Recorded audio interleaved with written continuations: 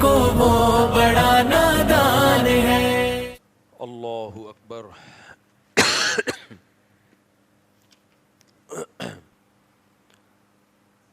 الحمد للہ نحمدہ ونصلی علی رسولہ الکریم. میرا سفر تھا جس کی وجہ سے 2 دن یہ جو تراویح کا بیان میں ناغہ ہوا. آج انشاءاللہ ہم آج سے اس درس کو کنٹینیو کرتے ہیں. تھوڑا گلا والا خراب ہے, طبیعت کچھ سفر کی وجہ سے سیٹ نہیں ہے. آج ہم نے 4تھا پارہ پڑھا ہے. لن تنالوا البر حتى تنفقوا مما تحبون. جب قرآن مجید کی تلاوت ہوتی ہے تو ایک چیز کا بہت زیادہ احساس ہوتا ہے کہ آج مذہبی لوگوں نے امت کو کن جھگڑوں میں ڈال دیا ہے. ان جھگڑوں کی وجہ سے ہم قرآن مجید کی اصل تعلیمات سے محروم ہو گئے ہیں, جن چیزوں کو قرآن فوکس کر رہا ہے.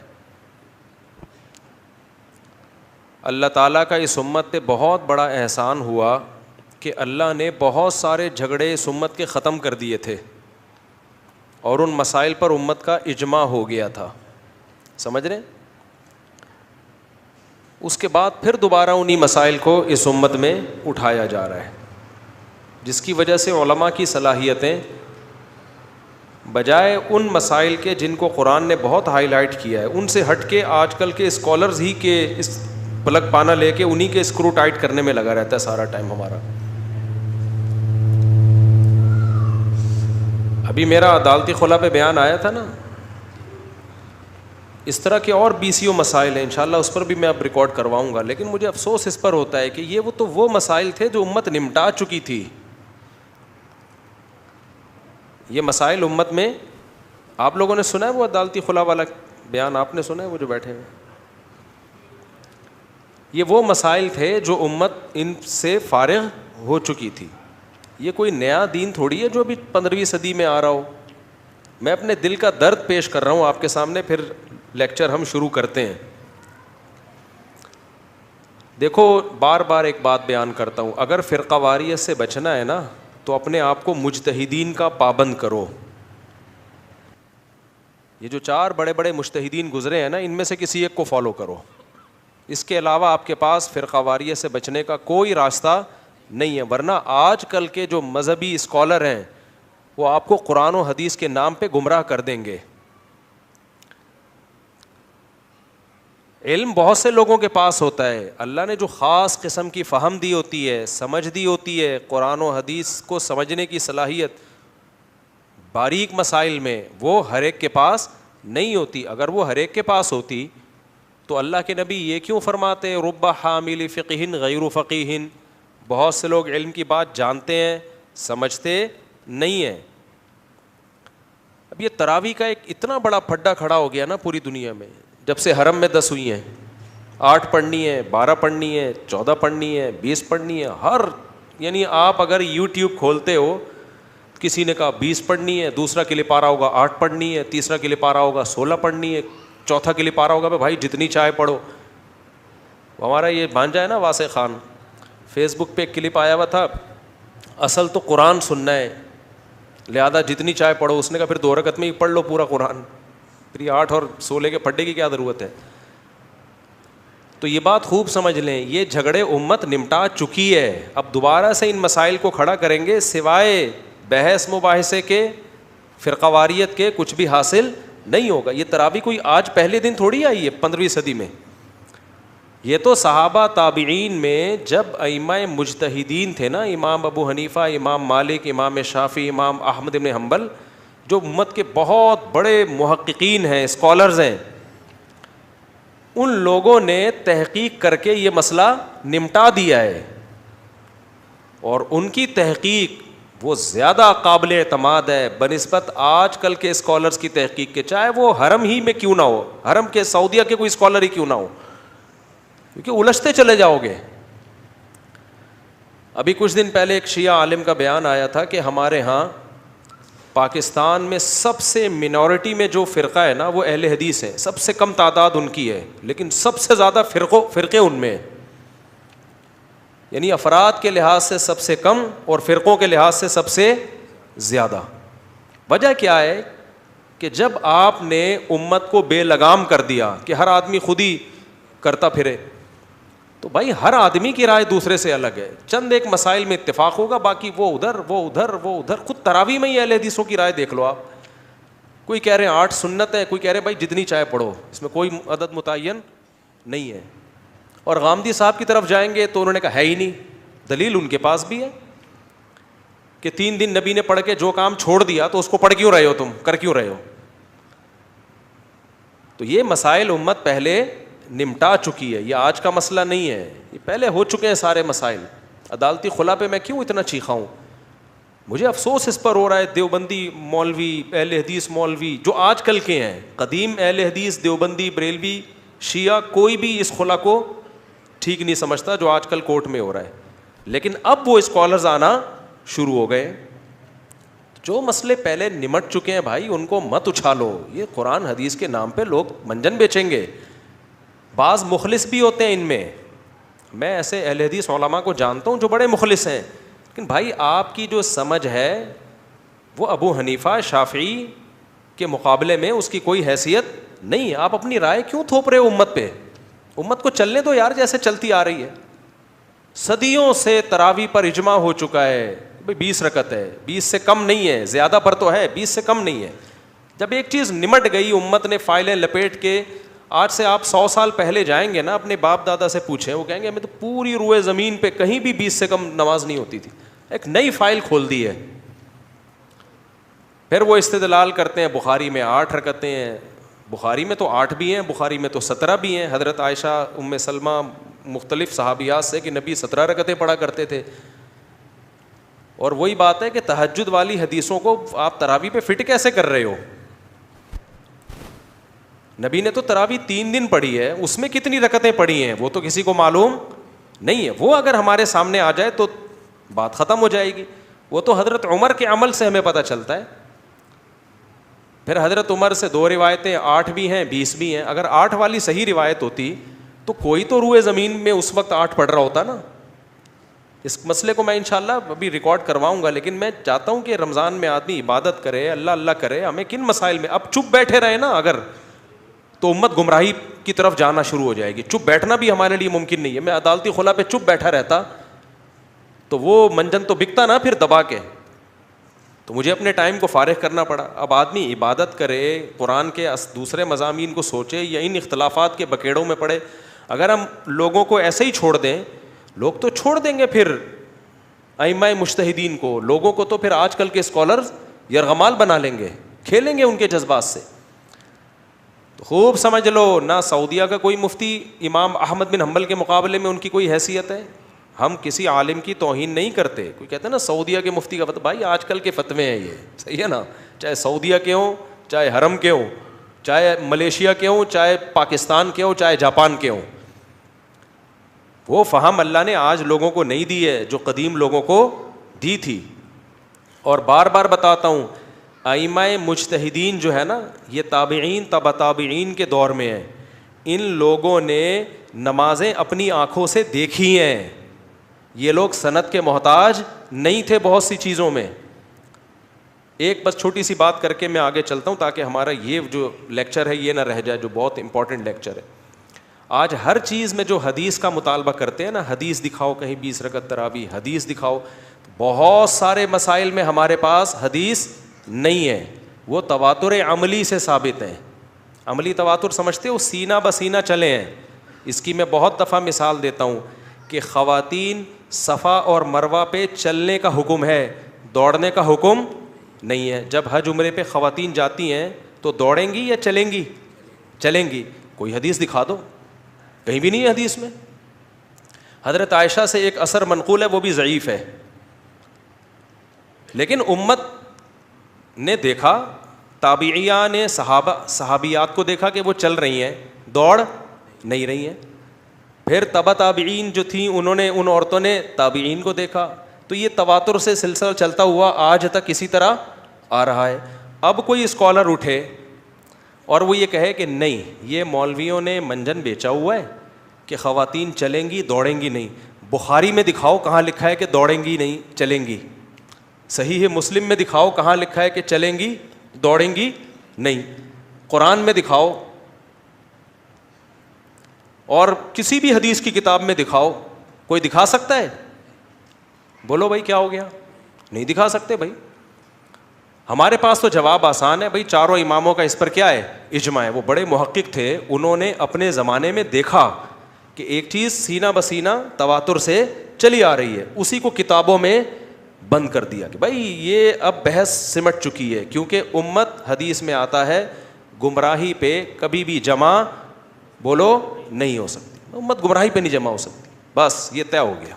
اب اگر کوئی اسکالر اٹھے اور دلیل دینا شروع کر دے کہ نہیں جی یہ تو غلط ہو گیا, بھائی خواتین تو دوڑیں گی چلیں گی تھوڑی, اور دلیل دینا شروع کر دے کہ حضرت ہاجرہ بھی تو عورت تھی نا, حضرت ابراہیم کی زوجہ, وہ چلی تھیں یا دوڑی تھیں؟ بولو دوڑی تھیں. اور دلیل میں یہ حدیث پیش کرے کہ نبی صلی اللہ علیہ وسلم نے فرمایا خذوا عنی مناسککم, حج کا طریقہ مجھ سے سیکھو, عمرے کا طریقہ مجھ سے سیکھو, جیسے جیسے میں نے کیا ویسے ویسے کرو. تو صحیح حدیث ہے, نبی چلے تھے, نبی دوڑے تھے, چلے, جو ہری پٹی ہے نا اس پہ, نبی دوڑے تھے چلے نہیں تھے. تو نبی تو کہہ رہے ہیں کہ جیسے میں کر رہا ہوں ایسے کرو, اور اس حدیث میں نبی نے مرد اور عورت میں کوئی فرق نہیں رکھا. اب ہم جواب میں کہیں یار چاروں اماموں کا اجماع اس پر کہ عورت چلے گی دوڑے گی نہیں. لو بھائی, نبی کو چھوڑ کر کس کے فتوے مان رہے ہو؟ اماموں کے فتوے. یہی تو شرک ہے, یہی تو منجن ہے, یہی تو گمراہی ہے. تو یہ کوئی معقول بات ہوگی؟ ہم جواب میں یہی کہیں گے بھائی نبی کی حدیث بعض دفعہ حدثنا فلان کے طریقے سے پہنچتی ہے, بعض دفعہ نبی کا طریقہ سینہ بسینہ عملاً پہنچتا ہے. جو عملاً سینہ بسینہ پہنچ رہا ہوتا ہے وہ بہت پاورفل ہوتا ہے, جبکہ حدیث جو سند کے لحاظ سے پہنچتی ہے اس میں راوی سے غلطی کا امکان ہوتا ہے. یہاں جو صدیوں سے تواتر چلا آ رہا ہے اس میں غلطی کا امکان نہیں ہوتا. بات سمجھ میں آ رہی ہے؟ اسی پر میں نے چند عرصے پہلے ایک پیش گوئی کی تھی کہ آج کل کے جو اسکالرز ہیں نا, جو آپ کو مجتہدین کی تقلید سے ہٹاتے ہیں, آپ اس کو تقلید کہہ لیں اتباع کہہ لیں, ایک ہی نام ہے, وہ ایک ہی مطلب ہے. وہ کیا کریں گے, یہ فتویٰ دیں گے فیوچر میں کہ عورت بھی صفا مروہ پہ دوڑے گی چلے گی نہیں. میں نے کہا تھا یہ دیکھنا یہ فتویٰ آئے گا اور پھر امت ایک نئی بحث میں لگ جائے گی. تو میں نے ناصر الالبانی رحمہ اللہ, بڑے عالم تھے لیکن وہ سلفی عالم تھے, وہ مجتہدین کی اتباع کو نہیں سمجھتے تھے کہ اتباع کی جائے کسی, وہ کہتے تھے بھائی بس ڈائریکٹ قرآن حدیث. ان کا یہ فتویٰ انٹرنیٹ پہ موجود ہے کہ عورت صفا مروہ میں چلے گی نہیں بلکہ بولو دوڑے گی. اور دلیل یہی دی ہے انہوں نے کہ بھائی نبی نے تو فرمایا جیسے میں نے حج کیا ویسے کرو. دوسری بات, حضرت ہاجرہ جو تھیں وہ تو عورت تھی نا, تو عورت ہونے کے باوجود وہ چلی تھیں یا دوڑی تھیں؟ بولو نا, دوڑی تھیں. تو انہی کی اتباع میں عورتیں کیوں نہیں دوڑیں گی, یہ فتویٰ دے دیا انہوں نے. اگرچہ عرب علماء نے اس پہ رد کیا کہ بھائی یہ تو اجماع کے خلاف ہے.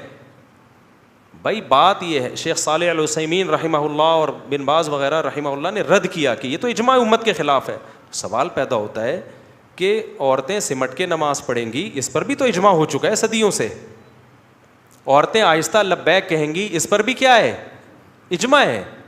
تو ایسے ہی 20 رکعت تراویح پہ بھی کیا ہے, اجماع ہے. بھائی اس سے زیادہ ہی کا قول ہے, کم نہیں ملتا ہمیں. مجتہدین کی بات کر رہا ہوں جن کے اجماع کا اعتبار ہوتا ہے. ایسے شاذ اقوال تو ہر قول میں مل جاتے ہیں ہمیں. شاذ اقوال جو ہوتے ہیں نا وہ تو ہر قول, جو ریلائبل علماء ہیں جن کی بات کا ایک امت نے جن کو ویلیو دی ہے. تو یہ وہ مسائل تھے جو امت میں کیا ہو چکے تھے, ختم. اب پھر سے اٹھائے جا رہے ہیں. ایک چھوٹی سی بات کر کے بس آگے چلتا ہوں. تراویح میں حضرت عمر سے 2 روایتیں ہیں نا, ایک 8 والی ایک 20 والی, تیسری کوئی روایت نہیں ہے. جمہور علماء کہتے ہیں وہ 8 والی روایت ضعیف ہے. اس کی 2 دلیلیں پیش کی جاتی ہیں کہ امام مالک نے اس پہ خود فتویٰ نہیں دیا اپنی کتاب میں لکھ کے بھی. میں اس لیے اب بات مکمل کرنی پڑتی, میرے پھر ادھورے کلپ چل جاتے ہیں. امام مالک خود اس پہ فتویٰ نہیں دے رہے ہیں. دوسری بات یہ کہ وہ روایت مضطرب ہے, راوی ایک بیان پہ ٹکتا نہیں ہے. بعض دفعہ حدیث کی سند ٹھیک ہونے کے باوجود مضطرب ہونے کی وجہ سے رد کر دیا جاتا ہے. اور تیسری بات یہ ہے کہ اگر حضرت عمر نے 8 پڑھی ہوتی تو پوری روئے زمین پہ کوئی تو نظر آ رہا ہوتا نا, اس وقت 8 پڑھتا ہوا. کوئی روایت بھی نہیں ملتی, کہیں بھی نہیں کچھ ملتا کہ ہمیں کسی نے 8 پڑھی ہو. اور چوتھی بات یہ ہے کہ فرض کر لو حضرت عمر نے 8 پڑھی ہیں. اب کچھ اسکالرز یہ بھی کہہ رہے ہیں کہ حضرت عمر نے اصل میں 8 شروع کروائی تھیں, بعد میں 20 کر دیں تاکہ لوگوں کو قرآن پڑھنے میں آسانی ہو. لوگوں کو کیا ہو قرآن پڑھنے میں, کیونکہ 8 رکعتوں میں جب آپ قرآن ختم کریں گے بہت لمبی رکعتیں ہو جاتی ہیں, تو اس کو 20 کر دیا. پہلا سوال تو یہ ہے کہ آپ تو یہ کہتے ہیں کہ تراویح میں اختیار ہے جتنی چاہیں پڑھو, تو ہونا تو یہ چاہیے تھا کہ راوی بیان کرتا کہ حضرت عمر نے جو حکم دیا نا قاری کو نماز پڑھانے کا, وہ کبھی 8 پڑھاتا تھا, کبھی 12 پڑھاتا تھا, کبھی 16 پڑھاتا تھا, کبھی اتفاق سے زیادہ جوش آیا تو 20 بھی پڑھاتا تھا. یہی کیا ہے کہ 8 ملتی ہے اور کتنی 20, اس کا مطلب دونوں میں سے ایک ٹھیک ہے, اختیار نہیں ہے. تبھی مجتہدین نے ان حدیثوں سے اختیار نہیں سمجھا, مجتہدین نے اسپیسیفک ایک عدد متعین کیا ہے. میں اس پہ انشاءاللہ بہت جلد پورے ریفرنسز, جیسے خلا والا مسئلہ میں نے ریکارڈ کروایا ہے نا, خلا والا مسئلہ اسی اسٹائل میں انشاءاللہ تراویح والا مسئلہ بھی میں ریکارڈ کروانے والا ہوں. مقصد امت کو اختلاف میں دھکیلنا نہیں ہے, مقصد امت کو اختلاف سے نکالنا ہے کہ ایک چیز جس پر امت کا اجماع ہو چکا تھا اب دوبارہ اس میں پھڈا پیدا مت کرو. تو آج کچھ اسکالر یہ بھی کہہ رہے ہیں کہ بھائی اختیار ہے 8 پڑھیں 15 16 پڑھیں. تو اگر یہ اختیار ہوتا تو حضرت عمر سے روایت کیا ہوتی, کبھی 8 پڑھ لیا کرتے تھے, کبھی 16 پڑھا دیا کرتے تھے, کبھی 20 پڑھا دیا کرتے تھے. یہ کیا ہے کہ 8 اور 20, پھر علماء نے اس میں بحث کی ہے کہ اس میں صحیح کیا ہے. تو کچھ اسکالرز یہ کہہ رہے ہیں کہ شروع میں 8 پڑھائی تھی, بعد میں کیا کر دیں, بولو 20 کر دیں تاکہ قرآن پڑھنے میں آسانی ہو. فرض کر لو یہ بات ٹھیک ہے, تو جب کر دیں تو آپ بھی کر دو نا. اب آپ بتاؤ جہاں 8 رکعتیں ہو رہی ہیں کتنا مشکل ہے وہاں قرآن ختم کرنا. یہی وجہ ہے کہ اکثر مساجد جہاں 8 ہوتی ہیں وہاں قرآن ختم نہیں ہوتا, لوگوں سے نہیں کھڑا ہوا جاتا. تو اگر رکعتوں کی تعداد بڑھائی تھی تاکہ قرآن ڈیوائڈ ہو جائے, رکعتیں ہلکی ہو جائیں, تو جو کام کر دیا اور امت نے اس کو لے لیا, مجتہدین نے بھی لے لیا, صحابہ نے بھی ایکسیپٹ کیا, تابعین نے بھی ایکسیپٹ کیا, تو آپ بھی اس کو ایکسیپٹ کر لو. ما رآہ المسلمون حسنا فہو عند اللہ حسن. مسلم امہ من حیث الامہ جس کام کو لے لیتی ہے تو اللہ کی نظر میں بھی وہ کام کیا ہوتا ہے, اچھا ہوتا ہے. اس میں پھر 1.5 اینٹ کی الگ سے مسجد بنانا یہ ٹھیک نہیں. سمجھتے ہو کہ نہیں سمجھتے؟ ہاں یہ الگ بات ہے کہ آپ نے عدد وہ لے لیا جو حضرت عمر سے تواتر سے سینہ بسینہ چلا آ رہا ہے 20 رکعت. پھر اگر کسی سے نہیں پڑھی جا رہی ہیں تو وہ ایک الگ بات ہے, مسئلہ تو چینج نہ کرے نا. وہ ایک آدمی سے 4 پڑھی جا رہی ہے, بھائی تو 4 پڑھ لے. ایک آدمی کی ہمت 8 کی ہے تو 8 پڑھ لے. ایک آدمی کی ہمت کتنے کی ہے 16 کی ہے تو 16 پڑھ لے. سنت مؤکدہ ہے لیکن فرض واجب نہیں ہے تراویح, لیکن اس میں آپ رکعتوں کو چینج کرنے کی کوشش نہ کرو. اور بار بار میں کہتا ہوں یہ ترویحہ, اسلاف نے اس نماز کو تراویح کا نام دیا ہے, یہ دیوبندی بریلویوں نے اس کو یہ نام نہیں دیا. تو اسلاف جب اس کو تراویح کا نام دے رہے تھے تو انہوں نے یہ کیوں نہیں سوچا کہ 8 رکعتیں سنت ہیں تو ترویحتین کا نام دینا چاہیے اس کو. ترویحہ 4 رکعتوں کو کہتے ہیں, تو 8 رکعتیں 2 ترویح ہے جس کو عربی میں ترویحتین کہا جائے گا, تراویح نہیں کہا جائے گا. تراویح کا مطلب بہت سارے ترویح ہے, وہ تو 8 اور 12 رکعتوں پہ فٹ ہی نہیں بیٹھتا ہے.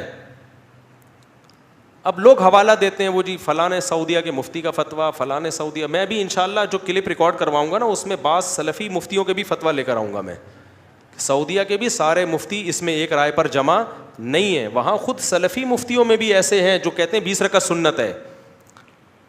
سمجھتے ہو کہ نہیں سمجھتے؟ تو یہ کوئی دیوبندی بریلوی کا مسئلہ نہیں ہے کہ دیوبندیوں کی رائے ہے یا بریلوی, پوری امت کا مسئلہ ہے. ہاں اب اس کو چینج کر دیا ہے تو اب تو بہت کچھ الٹا پلٹا امت میں ہو گیا ہے. ابھی میری کچھ دن پہلے کسی عالم سے بحث ہو رہی تھی, انہوں نے کہا آپ نے عدالتی خلا پہ ریکارڈ کروا دیا, اتنا سخت ریکارڈ کروا دیا خلا کی. کوئی مصر میں تو قانون ہے کہ عورت جائے خلا لے سکتی ہے, سعودی عرب میں اور فلانے اور پاکستان میں کچھ تو ہوگا نا. میں نے کہا کمال ہو گیا, صدیوں سے تو یہ قانون نہیں تھا. اب جو لبرل سیکولر حکومتیں قرآن و سنت کے نام پہ قانون بنا رہی ہیں اس کو آپ قرآن و سنت سمجھتے ہو, اور جو صدیوں سے چلا آ رہا ہے وہ قرآن و سنت نہیں ہے. بالکل ایسا ہی ہے. مصر کی کورٹ نے 3 طلاقوں کو ایک کہا ہوا ہے. ایک صاحب میرے پاس آئے, مصر کی کورٹ 3 طلاقوں کو ایک کہتی ہے, اور پتہ نہیں سعودی عرب کی کورٹ تو ابھی تک 3 ہی کہہ رہی تھی, اب شاید چینج کر دیا انہوں نے, اور فلاں کی کورٹ. میں نے کہا مصر میں اسلام تو بھائی 1000 سال سے زیادہ ہو گیا آئے ہوئے, اس وقت سے اب تک تو 3 ہی کہہ رہے تھے, 1967 میں چینج کر دیا. تو وہ جو 67 میں آ کے چینج ہو رہا ہے وہ قرآن و سنت ہے. 1967 تک جو چلا آ رہا تھا وہ کیا ہے, وہ غلط ہے. تو یہ عجیب سی ٹینشن چل رہی ہے. تو خیر آج میں یہ جب ٹاپک چھیڑا ہے نا, تو ایک آیت اس حوالے سے بھی آج کی صورت میں آئی ہے, وہ بھی میں پڑھ دوں آپ کو. قرآن میں آج اللہ تعالیٰ نے یہ جو ہم نے سورہ آل عمران پڑھی, پھر انشاءاللہ میں اگلی آیتوں کی طرف آؤں گا. اس ٹاپک کو میں زیادہ نہیں لے کے چلوں گا ابھی, لیکن افسوس ہوتا ہے, دل جو ہے نا زخمی ہوتا ہے کہ یار ہم نے علماء کی صلاحیتوں کو کدھر تم لوگ کھپوا رہے ہو, ٹھیک ہے نا, کدھر لگوا رہے ہو. جو مسائل ہو چکے تھے ختم کرتے, اب آگے چلتے کسی اور طرف, دوبارہ سے وہی اٹھا لیے سر تراویح کے پھڈے. پھر ملحد لوگ, سیکولر لوگ دیکھ رہے ہیں یار, ایک کہہ رہے 20 ہوتی ہیں, ایک کہہ رہے 8 ہوتی ہیں, ایک کہہ رہے 12 ہوتی ہیں, ایک کہہ رہے جتنی چاہے پڑھو. ایک نئی جنگ میں امت کو چھیڑ دیا. تو آپ لوگوں کو میں عرض کروں, جو بھی مجھے سن رہے ہیں, آپ نہ مفتی طارق مسعود کی مانو, نہ آپ کسی اور کی مانو. آپ بولو قرآن آپ کہہ سکتے ہم تو قرآن و سنت کی مانیں گے, تو بھائی قرآن و سنت کی تشریح ہر آدمی کیا کر رہا ہے, الگ کر رہا ہے نا. 20 والا بھی قرآن و سنت کے نام پہ تشریح کر رہا ہے, 8 والا بھی, 12 والا بھی, 16 والا بھی. آپ بولو سب کی ایسی کی تیسی.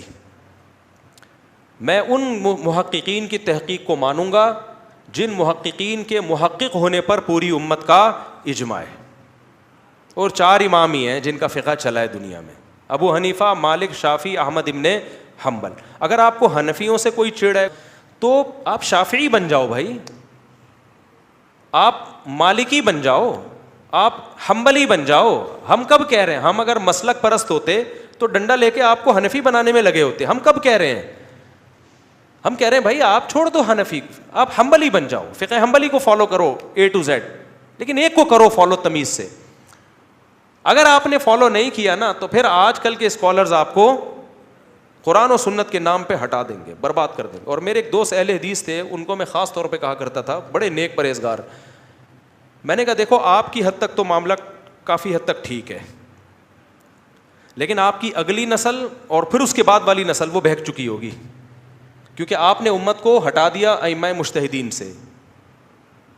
میرے دوست بہت ابھی بھی ہیں, تھے کیا. میں نے کہا آپ کو میں جانتا ہوں, آپ کوئی اجماع کے خلاف کوئی کام نہیں کر رہے. آپ ٹھیک ہے چاروں فقہ کو فالو نہیں کرتے, لیکن کوئی ایسا بھی نہیں کر رہے کہ کوئی بالکل ہی کوئی نئی چیز مارکیٹ میں لے آئے ہو. تو میں نہیں کہتا کہ آپ گمراہ ہو, لیکن یہ بتا دوں آپ کی اگلی نسل اس سے ایک قدم آگے ہوگی, اور اس سے اگلی نسل اس سے ایک قدم اور آگے ہوگی. اور انجینئر علی مرزا جیسے لوگ آپ کی نسلوں میں پیدا ہوں گے, کیونکہ یہ اہل حدیث حضرات ہی کے جو ٹریک ہے نا جس پہ وہ چلے ہیں, اسی کے نتیجے میں اس طرح کی چیزیں مارکیٹ میں آتی ہیں. میں نے کہا ہماری اولادیں محفوظ ہیں, میں بھی حنفی, میرے ابا بھی, میرے دادا بھی, تو صدیوں سے جس مذہب پہ ہم چلے آ رہے ہیں, آج بھی ہم 1000 سال پہلے ہم جیسے تھے نا, آج بھی کیا ہیں ویسے ہیں. لیکن آپ کا کوئی بھروسہ نہیں, آپ کی اگلی نسل ٹریک سے ہٹ چکی ہوگی, اس سے اگلی والی اور زیادہ ٹریک سے, کیونکہ ہر آدمی قرآن و سنت کے نام پہ بے لگام ہوا ہوا ہے. میں نے کہا اپنی اولادوں کی تو فکر کرو.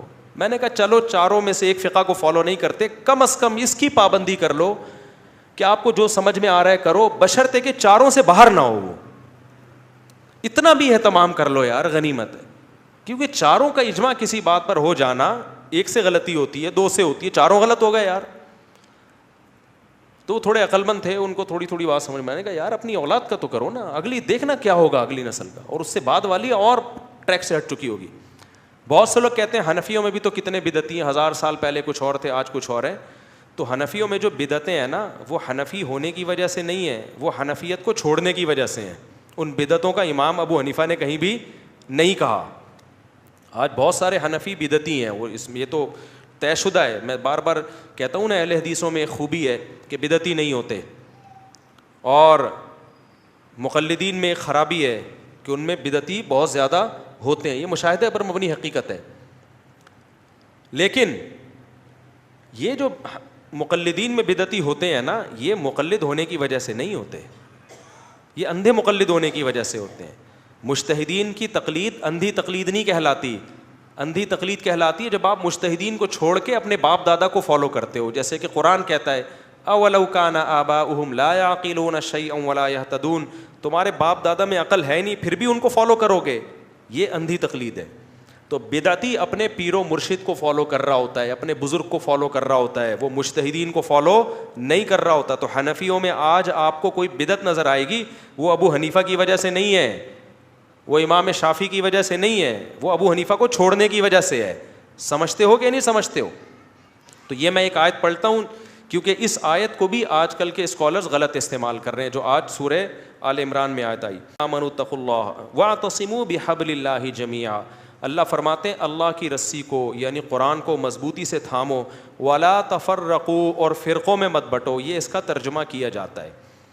اس آیت سے بھی یہ آج کل لوگ آپ کو مجتہدین سے ہٹا دیتے ہیں کہ مجتہدین کو فالو مت کرو. اللہ تو کیا کہہ رہا ہے, اللہ کی رسی کو یعنی قرآن کو مضبوطی سے تھامو. تو آپ جب قرآن کو تھامو گے تو 4 فرقے نہیں بنیں گے آپ کے حنفی مالکی, بس ایک ہی سارے جمع ہو جائیں گے. تو وہی بات ہے کہ جو جس موقع کی آیت تھی نا اس کو اٹھا کے کہیں اور فٹ کر دیا. اس آیت میں تفرقو کا مطلب یہ نہیں ہے جو فقہی مذاہب ہیں دنیا میں ہمیشہ سے رہے ہیں.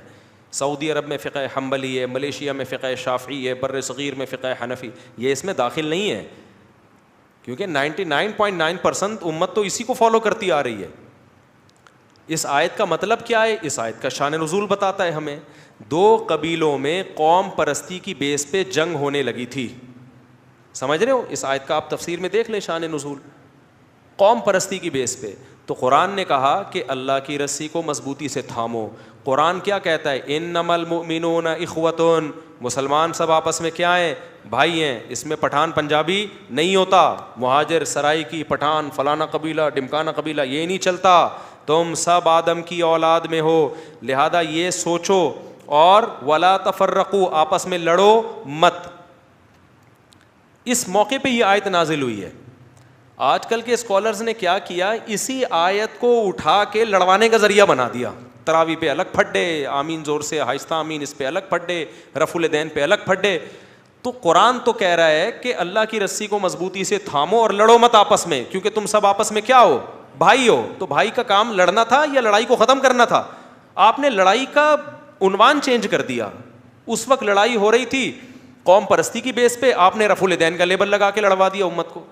حالانکہ رفع الیدین کا مسئلہ بھی حل ہو چکا ہے, سب نے اپنے اپنے دلائل ہیں, سب کے پاس اپنے اپنے, تبھی امت میں رفع الیدین کی بیس پہ ایک دوسرے کو گمراہ نہیں کہا. امام ترمذی نے کتنی پیاری بات لکھی ہے. امام ترمذی تو رفع الیدین کرتے تھے, امام بخاری کے شاگرد, لیکن جب رفع الیدین کرنے کی حدیث ذکر کی, کہا بعض لوگوں کا یہی مذہب ہے. نہ کرنے کی ذکر کی, انہوں نے کہا بہت سارے صحابہ کا یہی مذہب ہے. وہ تو ناک کا مسئلہ نہیں بنایا انہوں نے, امام ترمذی نے, کہ جو نہیں کرتے وہ ایسے ہیں, وہ یوں ہیں, ان کو تو پتہ ہی کچھ نہیں. کہا بہت سارے اصحاب صحابہ کا کیا ہے, یہی مذہب ہے. یہ کہا اور آگے نکل لیے. اگر امام ترمذی وہیں اٹک جاتے تو امام ترمذی بنتے وہ؟ بولو نا, ان کی سوئی اگر وہیں اٹک جاتی تو تھوڑی امام ترمذی بنتے. تو آج کے اسکالرز کا مسئلہ ہی یہی بن چکا ہے ابھی. تو ہمیں شوق نہیں ہے ان مسائل میں پڑھنے کا, لیکن ہم اگر چھپ بیٹھ گئے نا تو یہ امت بے لگام ہو کے قرآن سنت کے نام پہ چینج ہوتی رہے گی, اور ایک وقت آئے گا کہ برباد ہو جائے گی یہ امت. اس سے فرقے کم نہیں ہوں گے, فرقے کیا ہوں گے؟ بڑھیں گے. تو یہ قرآن کی آیت ہمیں لا تفرقو کے ذریعے لڑنے بھڑنے سے روک رہی ہے. اور پھر اللہ اپنی نعمت بھی بیان کر رہا ہے, وَاذْكُرُوا نِعْمَةَ اللَّهِ عَلَيْكُمْ إِذْ كُنْتُمْ أَعْدَاءً. صحابہ کو بتا رہے دیکھو اللہ کی تم پر کیسی نعمت ہوئی, تم سب آپس میں دشمن تھے, فَأَلَّفَ بَيْنَ قُلُوبِكُمْ, تمہارے دلوں کو اس نے جوڑ دیا. تو اب جوڑ دیا تو لڑو نہیں. کیا مطلب؟ کیا اختلاف نہیں کرو فروعی مسائل میں, نہ. یہ مطلب ہوتا تو صحابہ کا مسائل میں اختلاف نہ ہوتا. صحابہ کا بھی مسائل میں اختلاف تھا, مگر وہ اسٹائل نہیں تھا ان کا ایک دوسرے کو برا بلا کہنا اور ایک دوسرے کو گمراہ قرار دینا ان مسائل کی بیس پہ, جو آج ان اسکالرز کا اسٹائل بن چکا ہے. سمجھتے ہو کہ نہیں سمجھتے کہ حنفی غنڈے اور فلانا غنڈے اور دمکانہ غنڈے, اس طرح کے عجیب عجیب سے الفاظ آپ دیکھ لو نا کیسے کس طرح کی باتیں مل رہی ہیں. تو اس سے انسان روحانیت سے دور ہو جاتا ہے. نمازوں میں اس کا لذت خراب, صحابہ کرام میں اتنے اختلاف تھے. صحابہ میں رفع الیدین کے بغیر بھی نماز پڑھنے والے تھے, رفع الیدین کے ساتھ بھی تھے, ہاتھ چھوڑ کے نماز پڑھنے والے بھی, ہاتھ باندھ کے پڑھنے والے بھی. لیکن ایک چیز سب میں کامن تھی, نماز میں روتے سب تھے. لمبی لمبی گھنٹوں گھنٹوں کی ان کی نمازیں ہوتی تھیں. آج ساری تقریر جا کے ایک اٹک جاتی ہے سوئی جا کے کسی خاص مسئلے پر, اس میں چیمپئن بن چکا ہوتا ہے, ہر دوسرا آدمی چیمپئن ہے, لیکن اس کی نمازوں میں آپ جان اور طاقت دیکھ لو, زیرو. نہ اس کا دعاؤں میں کم وقت کا کبھی دل لگے گا, نہ کبھی تہجد میں اس کا دل لگے گا, نہ کبھی اللہ کے سامنے دو آنسو بہانے کی اس کو توفیق ملے گی. وہ ہر وقت فیس بک سوشل میڈیا پہ گالیاں ہی دیتا رہے گا. اب دیکھتا ہوں نا کبھی فیس بک پہ ایک کلپ آیا ہوا ہوتا ہے تراویح کا. آج ایک کلپ آیا ہوا تھا, اس نے کہا اصل تو قرآن پڑھنا ہے, جتنی رکعتیں پڑھو. پھر نیچے کسی نے لکھا ہوا تھا پھر 2 ہی پڑھ لے, پھر 8 کی بھی تکلف کی 2 میں کر لے قرآن. بحث چل رہی ہے رمضان کے مقدس مہینے میں کیا ہو رہا ہے. پڑھ نہ وہ رہا ہے نہ یہ رہا ہے, سمجھ رہے ہیں, پڑھ نہ وہ رہا ہے نہ یہ پڑھ رہا ہے. تو اللہ ہدایت دے بھائی. دوسری بات یہ کہ یہ تراویح کا جو آخری وقت ہے نا, تہجد کا وقت ہے, یہ بھی آج بعض اہل حدیث نے کہا کہ اصل تو آخری وقت ہے, آخری وقت ہے. بھائی ٹھیک ہے اصل آخری وقت ہے, لیکن حضرت عمر نے جب اول وقت میں پڑھوا دی تو تم بھی پڑھ لو نا پبلک کی آسانی کے لیے. تو حضرت عمر کے کرنے سے اب اول وقت اصل بن گیا ہے. دیکھو عشاء کی نماز کا اصل وقت ہے 1/3 رات, حدیثوں میں ترغیب ہے, لیکن پڑھی نہیں جاتی. پڑھی کب جاتی ہے؟ اول وقت میں, کیونکہ 1/3 تک جاگے گا کون. تو اسی وجہ سے تو صحابہ اول وقت میں تراویح پڑھتے تھے. تو جب ایک چیز صحابہ نے کر لی امت کی آسانی کے لیے اور خلفائے راشدین نے کی ہے, عام لوگوں نے بھی نہیں کی ہے, تو ہمارے لیے وہی عمل کیا بن گیا ہے؟ سنت بن گیا ہے. اب اس بحث میں کہ اصل تو تہجد میں پڑھیے, ابے بھائی چھوڑ دے اس اصل کو جو صدیوں سے ہو رہا ہے, جو صحابہ نے شروع کیا وہ عشاء کے بعد ہے, تو اب عشاء کے بعد ہی پڑھو اب بیٹھ کے. اب اصل یہی بن چکا ہے. سمجھ میں نہیں آ رہی میرا خیال ہے بات. اب اصل یہی بن گیا ہے. اب یہ افلاطونیاں بقراتیاں اور علمی موشگافیاں چھوڑنے کا سوائے امت کو لڑوانے اور اختلاف کے کوئی فائدہ نہیں ہے. جو ہو گیا صحابہ نے کر دیا, طے شدہ, ختم, فنش. اب کچھ اور کام کرو. سمجھتے ہو کہ نہیں سمجھتے؟ ہاں کسی کی تراویح رہ جائے تو وہ پڑھ لے آخری وقت میں. بہت بڑا فنٹر ہے آخری وقت میں رات کو تہجد میں اٹھ کے پڑھے گا 20 رکعت, تو بہت اچھی بات ہے یار. کیونکہ حضرت عمر کا قول ہے واللتی تنامون عنہا خیر مما تقومون, کہ جس نماز سے تم سو رہے ہو نا وہ زیادہ بہتر ہے اس سے, یعنی آخری وقت میں پڑھنا. اس کا بعض لوگوں نے مطلب یہ لیا ہے, وہ جہلم والی سرکار نے, کہ اصل تہجد زیادہ فضیلت ہے. بھائی حضرت عمر نے یہ نہیں فرمایا کہ تہجد کی, اگر بالفرض یہ بھی مان لیا جائے نا تو بھی یہ شروع بھی کس نے کرائی ہے؟ حضرت عمر نہیں کرائی ہے اول وقت میں. اور دوسری بات یہ کہ علامہ ابن حجر نے اس کا مطلب بیان کیا ہے کہ اس کا مطلب یہ نہیں ہے کہ مسجد میں پڑھنا افضل نہیں ہے, گھر میں پڑھنا افضل ہے. جہلم والی سرکار کا بھی نیا کلپ آیا ہے, اس میں جہلم والی سرکار نے کہا ہے کہ فرض نماز کے علاوہ جتنی نمازیں ہیں گھر میں پڑھنا افضل ہے. بہت ساری حدیثیں اس پہ لائی جہلم والی سرکار کہ گھر میں پڑھنا افضل, گھر میں پڑھنا. بھائی افلاطونیاں اور بقراتیاں دکھانے کی ضرورت نہیں ہے, بہت ساری حدیثیں ہیں. تراویح کی حدیث دکھاؤ کوئی کہ جس میں آتا ہو گھر میں پڑھنا افضل ہے. تراویح مستثنا ہے. آپ لا رہے ہو حدیثیں کہ جو ہے نا بھرم میں لینے کے لیے کہ حدیث میں آتا ہے سب سے افضل نماز کون سی ہے؟ گھر کی ہے. سب سے افضل نماز کون سی ہے؟ گھر کی. بھائی کون ان حدیثوں کا انکار کر رہا ہے؟ تراویح میں کہاں حدیث میں آتا ہے کہ گھر میں افضل ہے؟ تراویح تو نبی نے مسجد میں آ کے 3 دن پڑھی ہے, اور حضرت عمر نے کہاں قائم کروائی ہے؟ مسجد میں قائم کروائی ہے. تو اس سے پتہ چل رہا ہے مسجد کو آباد کرنا افضل ہے. حضرت عمر خود گھر میں پڑھتے تھے, اس کی وجہ یہ کہ وہ حافظ قرآن تھے. تو جو حافظ ہو اس کے لیے تو خود پڑھنا زیادہ افضل ہے, کیونکہ مسجد میں تو اس لیے پڑھا جائے گا کہ سارے حافظ نہیں ہوتے, تو وہ قرآن سنے, رونق قائم ہو. تبھی تو حضرت علی جب مسجدوں میں جا کے دیکھتے کہ مسجدوں میں تراویح سے قرات کی آوازیں گونج رہی ہیں, کہتے تھے اللہ عمر کی قبر کو نور سے بھر دے, ہماری مسجدوں کو اس نے آباد کر دیا. اور آپ لوگوں کا کہ گھر میں پڑھنا افضل, تو اس سے مسجدیں آباد ہوں گی ویران ہوں گی؟ اگر جہلم والی سرکار اس دور میں ہوتی, حضرت علی کے دور میں, حضرت علی آ کے کہتے مسجد نبی میں دیکھتے تراویح کی رونق ہے, اور حضرت عمر کی تعریف کرتے کہ ہماری مسجدوں کو عمر نے آباد کر دیا, تو جہلم والی سرکار کہتی کہ افضل کیا ہے؟ گھر میں پڑھنا ہے. وہ کہتے یار تو خوش ہو رہے ہیں یار, ہم یہاں مسجدیں آباد ہو رہی ہیں اور تو فتویٰ دے رہے کیا پڑھنا افضل ہے؟ گھر میں پڑھنا افضل ہے.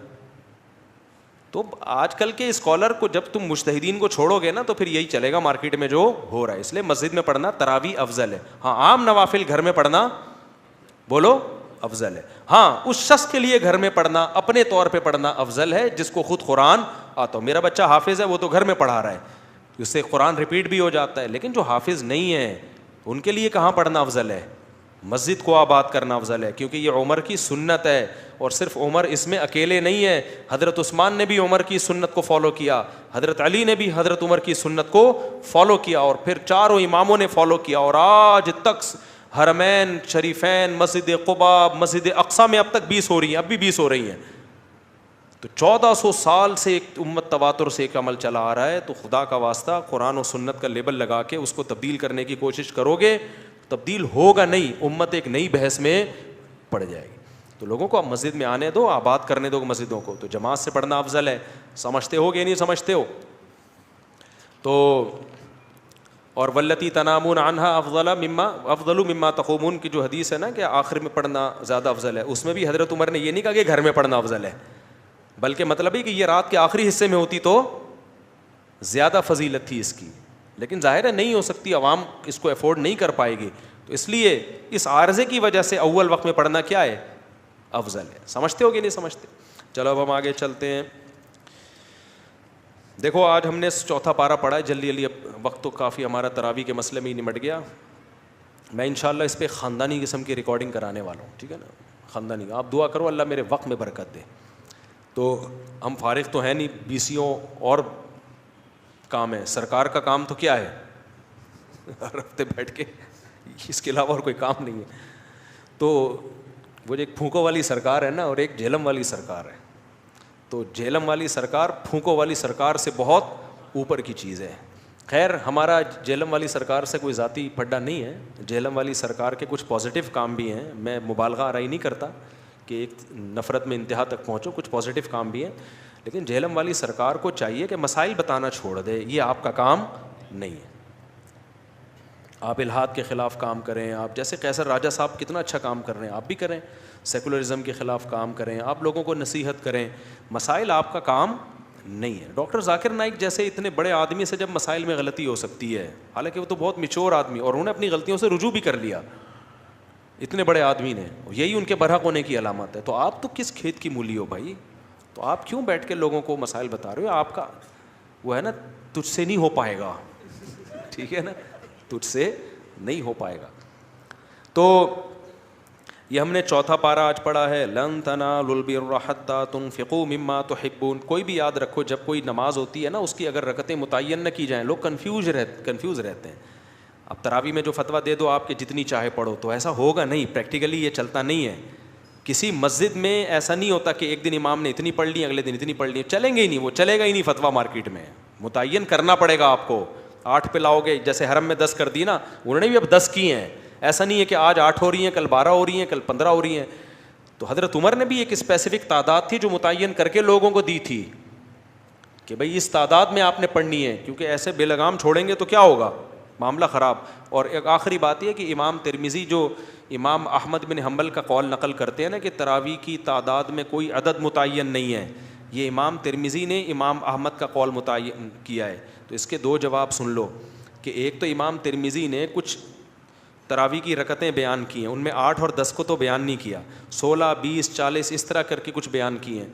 تو امام احمد کے قول کا مطلب یہ کہ ان میں سے کوئی جو چاہے پڑھ لو. 8 اور 10 کی تو امام احمد بن حنبل نے بات ہی نہیں کی ہے.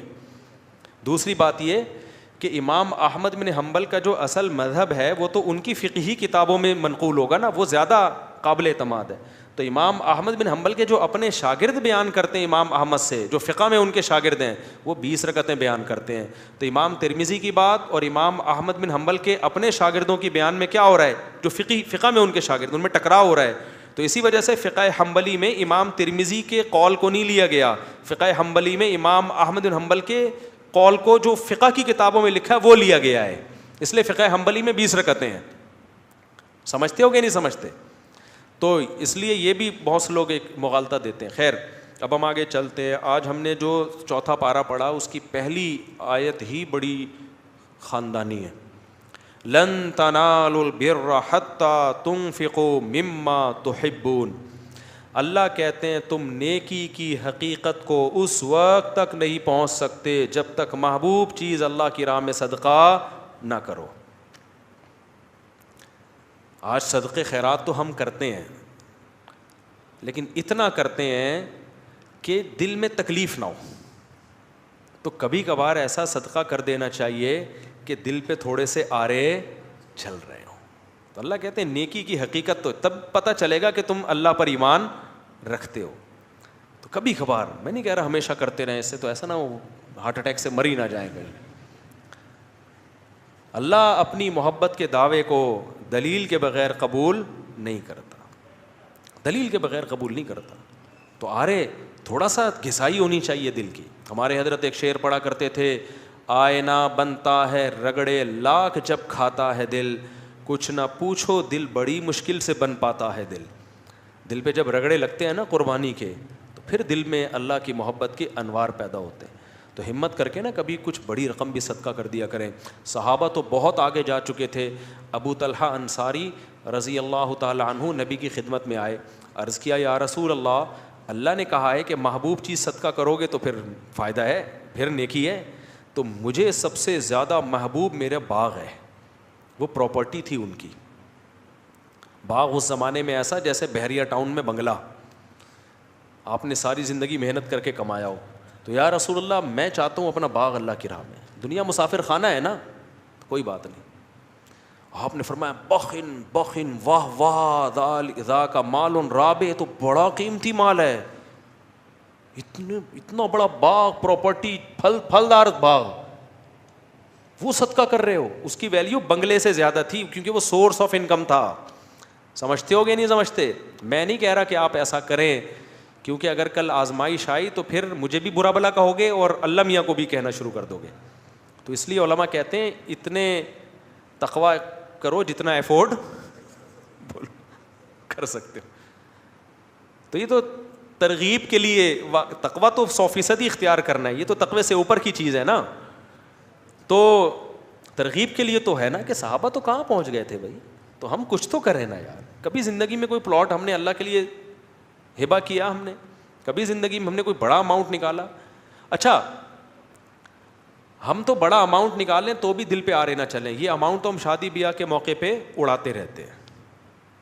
دیکھا ہوگا آپ نے, ولیموں پہ اڑا دیا اتنا پیسہ, شادی بیاہ پہ اڑا دیا اتنا پیسہ, ذرا سی تقریبات پر اتنا پیسہ اڑا دیا. یار کم از کم اتنا پیسہ کبھی اللہ کو خوش کرنے کے لیے بھی اڑایا کرو نا.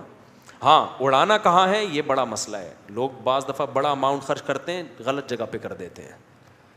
تو جب آپ خرچ کرو, ہم نے اپنے علماء سے سنا ہے کہ صدقہ خیرات بھی بہت سوچ سمجھ کے کرنا چاہیے. اللہ کی نعمت کو ضائع مت کرو, مستحق سے مستحق کو تلاش کرو. اگر دینی مدرسے میں دینا ہے تو دیکھو کہ اس دینی مدرسے کا محتمم 2 نمبر تو نہیں ہے. ایسا تو نہیں کہ یہ مدرسے کی 4 دیواری کے نام پہ نوٹ چھاپنے کی مشین لگائی ہوئی ہے, اس لیے. کیونکہ میں نے دیکھا ہے کوئی بھی داڑھی ٹوپی ویسٹ کوٹ میں آئے گا, 4 یتیم بچے اس نے جمع کر لیے, آ کے دکھائے گا تو لوگ چیک کاٹ کے دے رہے ہوتے. یہ 10 لاکھ, یہ 20 لاکھ, یہ 1 کروڑ. دھندا بنایا ہوا ہے لوگوں نے بھائی یہ کمانے کا. داڑھی بس ٹوپی ہو اور تھوڑا سا چہرے پہ نور وور ہو, کریم وریم لگا دیا آپ نے, سیٹ صاحب کے پاس گئے, ہمارا مدرسہ ہے, یہ تصویر دیکھو اٹھا کے. میں بہت لوگوں کو جانتا ہوں. ایک آدمی سعودی عرب میں, قطر میں, عرب لوگ سخی بہت ہوتے ہیں, وہاں جا کے کروڑوں روپے جمع کیے اس کمبخت نے, کروڑوں روپے. یہاں سے تصویریں بھیجتا تھا, بچے صحیح بخاری پڑھ رہے ہیں, دیکھو مدرسہ ہے میرا. کچھ بھی نہیں تھا. اور اگر ہو بھی تو بھائی انویسٹمنٹ ہے, کچھ کھاؤ کچھ لگاؤ. تو اس لیے دینی مدرسہ کرنا تو دینی مدارس کو دینا ہے, کیونکہ دینی مدارس کو نہیں دیں گے تو پھر دین کی تبلیغ کا کام رک جائے گا, علماء پیدا ہونا بند. کیونکہ یہ سرکاری حکومت تعاون نہیں کرتی ہے, اور اچھا ہے نہ کرے. حکومت نے تعاون کیا نا تو یہ مدرسوں کو اپنی تحویل میں لے گی, پھر سارے سرکاری مولوی پیدا ہوں گے,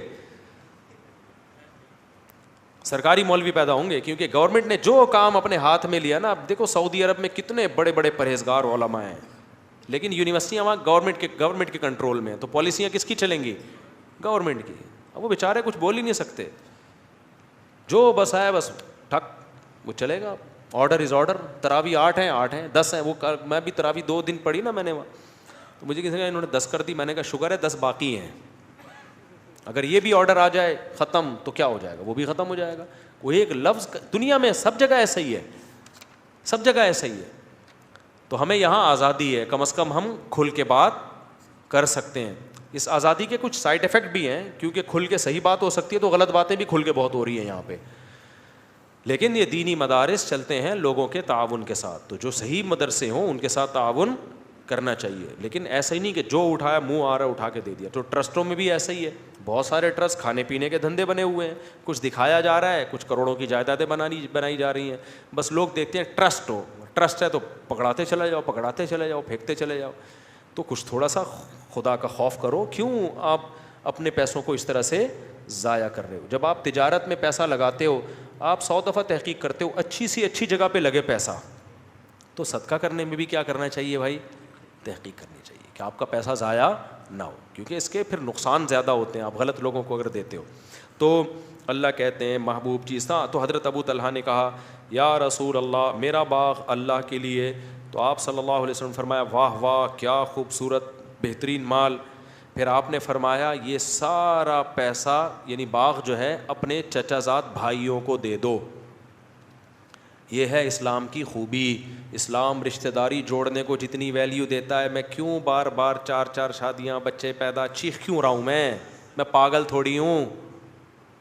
آپ کو کیا میں پاگل نظر آتا ہوں؟ میرا دماغ خراب ہے. آپ کے بچے پیدا ہونے سے مجھے کیا فائدہ ہوگا؟ وہ جب تک بڑے ہوں گے ہم تو مر چکے ہوں گے.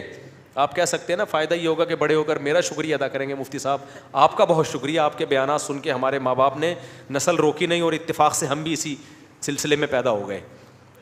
وہ تو جب تک بڑے ہوں گے ان میں سمجھ آئے گی ہم شاید مر چکے ہوں, اور شکریہ ادا کر کے بھی مجھے کیا ملے گا. تو اسی وجہ سے میں چیختا ہوں کہ اسلام خاندانی نظام چاہتا ہے, اسلام انڈیویجولی لائف کا قائل بولو نہیں ہے. اکیلا نہیں ہے انسان, ماں ہے, باپ ہے, دادا ہیں, دادی ہیں, نانا ہے, نانی ہے, بیوی ہے. 4 نہیں کرو, 1 ہی کر لو ٹائم پہ, لیکن نسل مت روکو. پھر بیٹے ہوں, بیٹیاں ہوں, پوتے ہوں, نواسے ہوں, بہویں ہوں, داماد ہوں. یہ ہے انسان کی نیچرل لائف, اور اسی میں انسان کا سکون ہے. اور اس میں توکل کس پہ کرنا ہے؟ اللہ پہ. خرچے پورے کرے گا اللہ. سمجھتے ہو کہ نہیں سمجھتے؟ لوگ کہتے ہیں گراؤنڈ ریئلٹی کو بھی تو دیکھو, زمینی حقیقت کو بھی تو دیکھو, مہنگائی دیکھو اور بچے پیدا کرتے چلے جائیں. گراؤنڈ ریئلٹی دیکھو, لیکن اس آنکھ سے دیکھو جو چشمہ اللہ نے آپ کو لگا کے دیا ہے. سیکولر اور لبرل لوگوں کی آنکھ سے دیکھو گے تو گمراہ ہو جاؤ گے. عقل کا استعمال جب وحی کی نگرانی میں ہوتا ہے تو عقل صحیح سوچتی ہے, اور وحی کی تعلیمات کے بغیر ہوتا ہے تو عقل گمراہی کی طرف لے کے جاتی ہے. انہی عقل پرستوں نے تو ہومو سیکشولیٹی کو لیگل کر دیا نا. تو یہ وہ عقل ہے جو خدا کی تعلیمات سے بغاوت کر کے استعمال ہو رہی ہے. تو گراؤنڈ ریئلٹی ایک طرف یہ کہتی ہے نا مہنگائی, غربت. گراؤنڈ ریئلٹی یہ کہتی ہے کہ بچے جب پیدا ہوتے ہیں تو ماں کی چھاتیوں میں فوراً دودھ آ جاتا ہے. اس کا مطلب جس نے پیدا کیا وہ غافل نہیں ہے, تو وہ دوسرے میں بھی دے گا. آپ کہہ سکتے ہو دودھ آ رہا ہے نا بھائی, اس وقت ضرورت دودھ کی ہے اس لیے دودھ آ رہا ہے. اللہ بتا رہا ہے کہ جس وقت جو چیز کی ضرورت ہوگی وہ میں دے دوں گا. دودھ پیدا کرنا تو سب سے مشکل کام تھا, باقی چیزیں تو انسان پیدا کر لیتا ہے, دودھ نہیں پیدا کرتا. آج تک کوئی کمپنی دودھ پیدا نہیں کر سکی ہے ماں کا دودھ, اور اس کا آلٹرنیٹ بھی پیدا نہیں کر سکی. اللہ کہتے ہیں جو چیز تم پیدا کر نہیں سکتے, تمہارے یہاں بچہ پیدا ہونے پہ وہ پیدا کر دیتا ہوں. تو اسکول کی فیسیں تو آسان ہیں. سمجھ میں آتی ہے بات کہ نہیں آتی ہے؟ یہ تو زیادہ آسان ہے. تو اس لیے نبی نے رشتہ داری جوڑنے, تو آپ نے حکم دیا حضرت ابو طلحہ کو کہ یہ باغ کس کو دے دو, کیونکہ ان کے چچا زاد بھائی غریب تھے. تو کس کو دے دو بھائی؟ تو آج رمضان میں یہ عزم کرو کہ ہمارے قریب ترین رشتہ داروں میں جو غریب ہوگا ہم نے اس کے ساتھ تعاون کرنا ہے. جن کو اللہ نے دولت دی ہے نا وہ منتھلی باندھ دیں اماؤنٹ.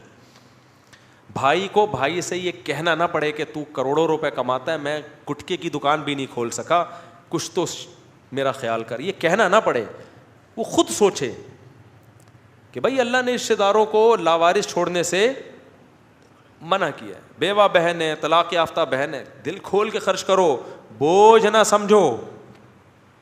آج بوجھ سمجھ رہے ہیں یار. ایک اور ٹینشن, سوتیلے بچے, کسی عورت سے شادی کر کے سوتیلا بچہ کیوں نہیں پالتے ہیں؟ ابے ٹینشن پہلے ہی مہنگائی اتنی ہے, ابے ایک اور بچہ, یار پاگل ہے کیا؟ اور بھائی جتنا ہاتھ کھلا رکھو گے نا اللہ بھی کیا کرے گا, کھلا رکھے گا ہاتھ. لا تو کی فیو کا علیک, حدیث میں آتا ہے اے عائشہ روکنا مت ورنہ اللہ بھی کیا کرے گا, روک لے گا.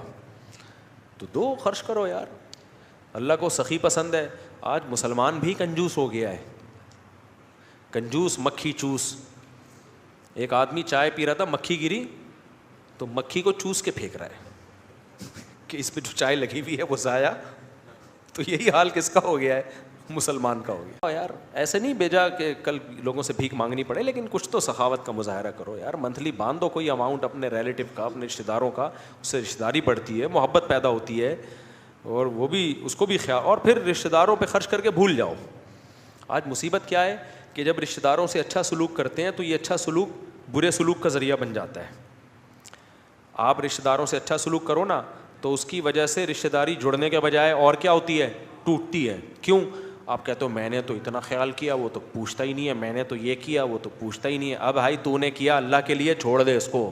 یہ آپ اپنے لیے کر رہے ہو, آپ اس کے لیے نہیں کر رہے. تو اس لیے اپنے قریبی رشتوں پہ خرچ کرنا اسلام میں اس کی بہت زیادہ فضیلت ہے. دینی مدرسوں پہ بھی خرچ کرو, رشتہ داروں پہ بھی خرچ کرو. اور فلسطین میں جو کچھ ہو رہا ہے آپ کو پتہ ہے, جو ظلم ہو رہا ہے وہاں پہ, کوئی قابل اعتماد ٹرسٹ ہو. میں چونکہ پاک ایڈ ویلفیئر ٹرسٹ کو پرسنلی جانتا ہوں اس لیے میں ان کا نام لے لیتا ہوں.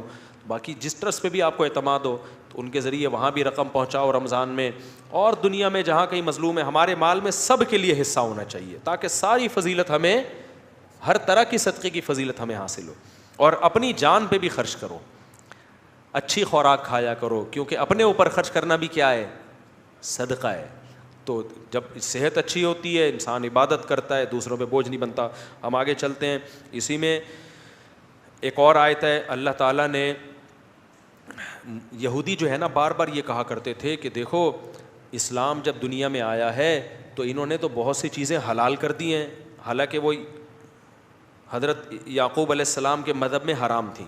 تو اللہ نے بتایا کہ بھائی یہودیوں پہ کچھ چیزیں ہم نے ان کے گناہوں کی وجہ سے حرام کی ہیں, گناہوں کی وجہ سے, وہ ناپاک چیزیں نہیں ہیں, تو وہ ان کو اسپیسیفک ان کے لیے سزا تھی. پھر بار بار یہ لوگ کہا کرتے تھے کہ بیت المقدس کی طرف رخ کر کے مسلمان نماز پڑھتے تھے, اب کدھر نماز پڑھنا شروع کر دی ہے, بیت اللہ کی طرف. اللہ نے فرمایا ان اول بیت وضع للناس, سب سے پہلے جو گھر بنایا گیا ہے نا لوگوں کے لیے تاکہ وہ عبادت کریں, وہ ببکہ تھا. وہ کہاں ہے, مکہ کو بکہ بھی کہتے ہیں عربی میں, وہ مکہ میں ہے. تو بیت اللہ سب سے پہلا گھر ہے جو اللہ نے بنایا. یہاں مجھے ایک بات یاد آئی, سعودی عرب میں ایک صاحب بتا رہے تھے ہمارے ایک رشتہ دار اللہ سے دعا مانگ رہے تھے, اللہ مجھے کوئی گھر دلا دے, تو بھی بغیر گھر کے نہیں ہے. صحیح ہے نا, تجھے بھی گھر کی ضرورت ہے, تو میں بغیر گھر کے کیسے رہوں. دیکھو کیسے کیسے لوگ واسطے دیتے ہیں نا اللہ کو. یہ تو اللہ ہو کے بھی تجھے زمین پہ اپنا گھر چاہیے, بات بالکل ٹھیک کی ہے. میں نے کہا لیکن اس میں ایک چیز ایڈ کر لو کہ اللہ ہمیشہ سے ہمیشہ رہے گا, اس لیے اللہ کو کرائے کے گھر کی ضرورت نہیں, اللہ کو اپنے گھر کی ضرورت ہے. اس لیے اللہ نے کرائے پہ گھر نہیں لیا. سچی مچی کا قیامت تک میں اور آپ مسافر خانہ ہے, تو اپنا گھر مل جائے تو ٹھیک ہے, نہیں ملے تو کرائے کا گھر. تو گھر واقعی ضرورت ہے, لیکن اپنا گھر ہونا یہ ضرورت نہیں ہے, کیونکہ مسافر خانہ ہے بھائی, ٹرین میں بیٹھے ہوئے ہیں, اگلے اسٹیشن سے اتر جائیں گے, جنازہ اٹھنے والا ہے, کوئی زیادہ ٹائم نہیں ہے, 10 20 30 40 50 سال بس, یہ کچھ ٹائم نہیں گزرتا ان میں. آپ کو بھائی 50 سال کو کم ہے, نہیں بہت کم ہے. جب آئیں گے نا 50, اب بولے گا بھائی یہ کیا ہو گیا یار, ابھی کل کی بات تھی اور ابھی 50 کے ہو گئے, ابھی 60 کے ہو گئے. تو ایسے ٹھک ٹھک ٹھک کر کے ٹائم گزر رہا ہے. تو اللہ نے بہت پیسہ دیا ہے, اپنا گھر بنا لو, نہیں دیا تو کرائے کے گھر پہ رہو, لیکن گھر ہونا بہرحال ضروری ہے. بے گھر آدمی کا بڑی زندگی. تو پھر جس کو کرائے کا بھی نہیں مل رہا, اپنا بھی نہیں مل رہا, وہ اللہ میاں کو یہ واسطہ دے سکتا ہے کہ اللہ گھر کے بغیر تو بھی نہیں. تو اللہ کیوں گھر کے بغیر نہیں ہے پتہ ہے آپ کو؟ اس لیے نہیں ہے کہ اللہ چاہتا ہے میرے بندے مجھ سے محبت کریں, جیسے میں بندوں سے محبت کرتا ہوں بندے بھی مجھ سے محبت کریں, اور مجھ سے ملاقات کے لیے آیا کریں, مجھ سے لپٹ کے رویا کریں. تو اب اللہ کے پاس تو ہم عرش پہ نہیں جا سکتے نا, یہ تو ناسا والوں سے رابطہ کرنا پڑے گا بھائی, کوئی ایسی خلائی شٹل بناؤ جو 7ویں آسمان پہ جائے. وہ کہیں گے چلے جاؤ گے, واپسی کی کوئی گارنٹی نہیں ہے. تو اللہ میاں نے کیا کیا بھائی, ہم جیسے اپنے ماں باپ کے گھر جاتے ہیں عید بقرعید پہ ان کی زیارت کے لیے, دادا دادی کے گھر جاتے ہیں, تو ہر ایک کے گھر ہی جاتے ہیں نا جب ملنا ہوتا ہے. کسی بڑے دن کے موقع پہ جب کسی سے ملنا ہوتا ہے تو ہم کہاں جاتے ہیں؟ روڈ پہ بلاتے ہیں اس کو. آپ آئے جی عید کے دن اپنی اماں سے ملنے جانا ہے, تو آپ نے کہا اماں وہ اعلیٰ دین پارک پہ آ جاؤ. اماں کہے گی میری توہین ہے بھائی, میرے گھر آ بیٹا ملنے کے لیے, کیا خیال ہے؟ یہی کہے گی نا. گرل فرینڈ سے ملا جاتا ہے گٹر کے ڈھکنوں پہ اور ادھر ادھر. لیکن جہاں تعظیم کا عنصر ہوگا, کسی ریلیٹو سے عزت دار سے ملنے کے لیے جانا ہوگا, تو کہاں جاؤ گے؟ اس کے در پہ حاضری دو گے. تو اللہ تعالیٰ نے, اللہ بھی یہ چاہتے تھے کہ میرے بندے مجھ سے ملیں, محبت کا اظہار کریں, اور بندے بھی جو جن کے دل میں اللہ کی محبت ہے وہ بھی چاہتے ہیں نا کہ ہم اللہ سے ملیں. تو اللہ نے کہا میں تو عرش پر ہوں, تو تم کہاں آ جاؤ, یہ میرا گھر ہے. تو اللہ میاں نے کوئی لگژری گھر نہیں بنایا کہ اس میں اٹیچ باتھ روم ہوتا, اس میں کچن ہوتا, اس میں ایک واش روم ہوتا, اس میں لگژری سوئمنگ پول ہوتے, اس میں جناب کو بڑے پنکھے ایئر کنڈیشن اور فانوس لٹکے ہوئے ہوتے. نا نا نا نا. اللہ نے کہا بھائی محبت کا اظہار کرنا ہے نا لپٹ کے, تو ایک چار دیواری بنا دی. اب تو پھر بھی اس میں سونے وونے کے دروازے لگا دی. ابراہیم علیہ السلام نے تو کچے گارے کی مٹی سے بنایا تھا, اور جگہ بھی ایسی بیابان, کوئی گھاس پھوس بھی نہیں اگتی وہاں پہ. ایسی جگہ پہ اللہ میاں نے اپنا گھر بنا دیا. بیابان جگہ پہ پتہ ہے کیوں بنایا اللہ میاں نے؟ اگر اللہ میاں اس کو سوئٹزرلینڈ جیسی جگہ پہ بنا دیتے نا, تو پھر تو سوئٹزرلینڈ کے چکر میں جا رہے ہوتے سارے, لیبل لگاتے اللہ کے گھر کی زیارت جا رہے ہیں, اصل میں تو پہاڑیاں دیکھنی تھی ہری بھری. اللہ میاں نے کہا ایسی جگہ پہ بناؤں گا کہ جو مجھ سے محبت کرے گا وہ محبت ہی کھینچ کے لائے گی, اس کے علاوہ اس کو وہاں انٹرٹینمنٹ کی کوئی چیز نہیں ملے گی, کوئی آبشاریں چشمے نہیں ہیں وہاں پہ, ایک زمزم ہے بس, وہ بھی دودھ کی نہر نہیں ہے, کوئی شہد کی, پانی پانی ہے وہ بھی. تو اب لوگ وہاں جاتے ہیں. اللہ کہتے ہیں اِنَّ أَوَّلَ بَيْتٍ وُضِعَ لِلنَّاسِ لَلَّذِي بِبَكَّةَ, وہ گھر ہے جو مکہ میں ہے, سب سے پہلا گھر. وہ کسی عارضے کی وجہ سے بیت المقدس بنا دیا تھا اللہ نے, کیونکہ ابراہیم علیہ السلام, موسیٰ علیہ السلام, ابراہیم علیہ السلام کی اولاد میں جتنے پیغمبر نبی کے علاوہ آئے, اسماعیل علیہ السلام کے علاوہ, وہ سارے بیت المقدس میں آئے ہیں. تو اس لیے اس وجہ سے اللہ نے کیا کر دیا کہ چلو جی وقتی طور پر بیت المقدس ہے, وہیں جو ہے نا رخ کر کے نماز پڑھو گے. لیکن اصل کیا ہے تھا؟ اللہ کہتے ہیں اصل تو یہ تھا, بیت اللہ تھا. تو اس لیے اب اللہ سے جن کو محبت ہے وہ جاتے ہیں وہاں. ایک عجیب منظر ہوتا ہے لوگوں کا, تو کیسے یہ جو ملتزم ہے یہاں لپٹتے ہیں, کیسی روح کو تسکین ملتی ہے کہ نہیں ملتی. تو یہ اللہ کا ہم پر بہت بڑا احسان ہے کہ اللہ نے کہا میرا گھر ہے, چلو جی اب اس کے گرد چکر لگاؤ, گھومو. اور ایک انتہائی افسوس کے ساتھ اب لوگوں میں عبادت میں روحانیت ختم ہو رہی ہے. انٹرٹینمنٹ کا عنصر زیادہ آ رہا ہے, روحانیت کا عنصر ختم. یہ دو بہت بڑی عبادتیں ہیں عمرے میں, طواف اور سعی. اس میں باتیں کرنا, سیلفیوں کی طرف توجہ دینا. دیکھو جب آپ اپنے دل سے کسی کام کی عظمت کو ختم کر دو نا اور انٹرٹینمنٹ بنا لو اس کو, اس کا سب سے پہلا وبال پتہ ہے کیا آتا ہے؟ پھر دوبارہ کبھی بھی آپ وہ عبادت کرو گے اس میں آپ کو روحانی لذت محسوس نہیں ہوگی. مثال کے طور پر آپ نماز پڑھ رہے ہو, اس میں ہنسی مذاق شروع کر دو نماز میں, اور کبھی کھجا رہے ہو, کبھی ہنس رہے ہو, کبھی کیا کر رہے ہو, تو نماز تو ٹوٹتی ہے. لیکن اگر اس طرح چند دن دفعہ پڑھو گے نا تو پھر نماز کی لذت ہمیشہ کے لیے ختم ہو جائے گی, آپ کے دل سے نماز کی عظمت نکل جائے گی. اور آسان مثال دیتا ہوں, مسجد میں ہم آتے ہیں, ایک الگ سے احترام ہوتا ہے نا مسجد کا, ذہن میں کیا خیال ہے کہ بھائی گالی نہیں دینی, شور شرابہ نہیں کرنا, تمیز سے بیٹھنا ہے, ہوتا ہے نا احترام. لیکن اگر کچھ دنوں کے لیے اللہ نہ کرے مسجد کو ہوٹل کا ماحول بنا دیا جائے, آپ آ رہے ہو, چائے پی رہے ہو, میز کرسیوں پہ پان گٹکے چل رہے ہیں, تو مسجد کا تقدس ہمیشہ کے لیے آپ کے دل میں ختم. پھر آپ کو مسجد میں وہ روحانیت محسوس ہی نہیں ہوگی. تو خوب سمجھ لیں جب آپ طواف کرتے ہیں, سعی کرتے ہیں, اگر آپ نے وہاں سیلفیوں میں, نمائش میں لگا دیا اپنے آپ کو, ہنسی مذاق میں لگا دیا, باتوں میں لگا دی. کچھ لوگ طواف کرنے گپے لگا رہے ہیں, سعی کے دوران گپ شپ لگا رہے ہیں, ہنس رہے ہیں, اور بھائی کیا حال ہے, اور بھائی تھوڑا اسپیڈ پکڑ لیں, تھوڑا سا تیز چلے, ابھی تھوڑا آہستہ ہو جا. یہ ابھی تو چل رہا ہوتا ہے بعض لوگوں میں. تو بھائی یہ تو شاعر اللہ ہے, آپ کس جگہ پہ ہو؟ اللہ کا گھر ہے. ساری زندگی جس کی طرف رخ کر کے نماز ادا کی, آج اللہ نے وہ آپ کے سامنے رکھ دیا. اتنی بڑی جگہ, یوں سمجھو اللہ ہے وہاں پہ. وہ تو اللہ کو اس دنیا میں اپنی یعنی دنیا کی آنکھوں سے دیکھنا ممکن نہیں ہے, تو اللہ نے کیا کر دیا, میرا گھر ہے. تو کتنی بڑی جگہ ہے. اور پھر صفا اور مروہ کی سعی من شعائر اللہ. یہاں حضرت ابراہیم کی زوجہ نے ایک بہت بڑی قربانی دی تھی, اپنے بچے کو لے کے تڑپایا تھا انہوں نے اللہ کے لیے. بھوک, ابراہیم علیہ السلام اپنی زوجہ کو ایسی جگہ پہ چھوڑ کر آ گئے, کوئی گھاس کا تنکا بھی نہیں ہے. کتنی بڑی قربانی ہے. انہوں نے کہا اللہ کی خاطر صبر کروں گی بس. صحیح بخاری کی حدیث ہے کہ حضرت ہاجرہ نے ابراہیم علیہ السلام سے پوچھا آپ ہمیں یہاں کیوں چھوڑ کے جا رہے ہو؟ وہ جواب ہی نہیں دیتے تھے, بار بار پوچھتی تھی. آخر میں ایک سوال پوچھا کہ اللہ کے حکم پہ کر رہے ہیں, یہ کہاں سے اونٹ پہ چل کے آئے ہوں گے ریگستانوں کو کراس کر کے. آپ دیکھ لو ذرا بیت المقدس سے سفر ذرا دیکھو آپ, شام سے سفر, شام سے ہوتے ہوئے آئے یہاں پر مکہ, ریگستان ہے لمبے لمبے. زوجہ بار بار پوچھ رہی ہے کہاں لے جا رہے ہو بھائی, اور چھوڑ کے آ رہے ہو ہمیں. جب کئی بار پوچھا, پھر پوچھا بتائیں اللہ کے حکم پہ کرنے, اور فرمایا ہاں. تو حضرت حاجر نے فرمایا اذا لا یضیعنا, پھر اللہ ہمیں ضائع بولو نہیں کرے. کیسا توکل پیدا ہوتا ہے یار, اللہ کے لیے جب قربانی دی جا رہی ہے تو پھر اللہ ضائع نہیں کرتا.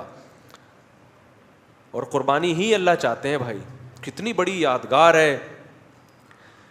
پھر وہاں حضرت ہاجرہ کا اللہ کو دوڑنا کتنا پسند آیا, کیونکہ قربانی دی ہے نا, اللہ قربانی مانگتا ہے. آج ہمارے زندگی میں قربانی بولو نہیں ہے. کوئی اللہ کے لیے نہ پسینہ بہاتے ہیں, خون تو بہت دور کی بات ہے, فجر کی نماز نہیں پڑھی جاتی آج نیند قربان کر کے. تو قربانی دی, اس قربانی کی اللہ نے کیسی قدر کی ہے.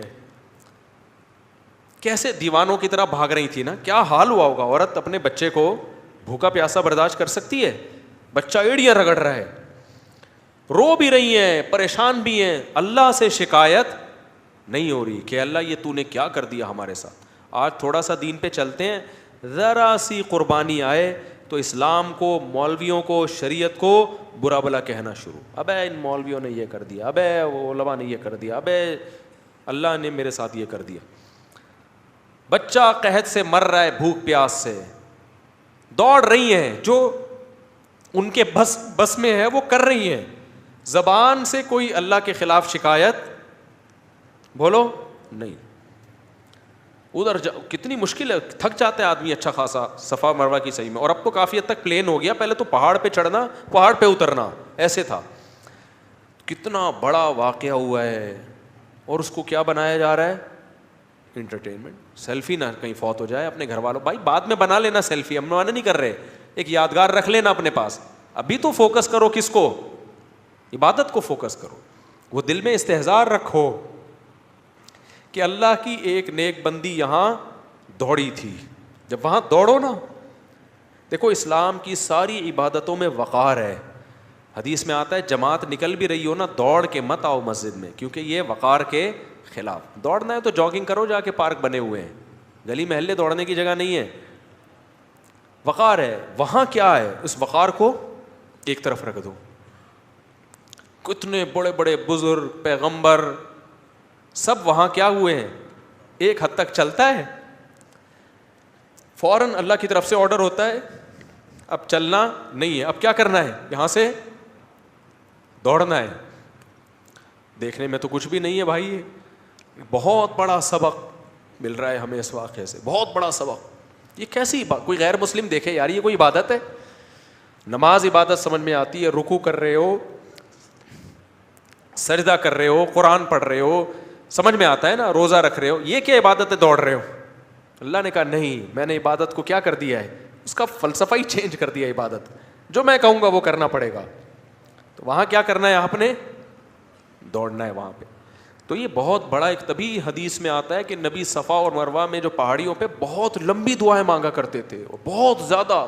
ہمارے جتنے اکابر حج کرنے جاتے تھے, عمرہ کرنے, ہمارے شیخ مفتی رشید احمد صاحب بھی, اور جو میرے شیخ ہیں بھی وہ بھی, ہم نے سب کو دیکھا ہے کہ صفا مروہ پہ لمبی لمبی دعائیں, کیونکہ یہ دعا کی قبولیت کا موقع ہے. واقعہ ہوا تھا یہاں پہ, اس کا واسطہ اللہ کو دیا جا سکتا ہے, لیکن ایک وہ بھی ایک انٹرٹینمنٹ سے بن گئی ہے. عمرے میں بھی مجھے تو, میں چونکہ اب عام دنوں میں تو میں جب عمرے پہ جاتا ہوں تو منہ چھپا کے جاتا ہوں, لیکن احرام میں تو منہ نہیں چھپایا جا سکتا نا.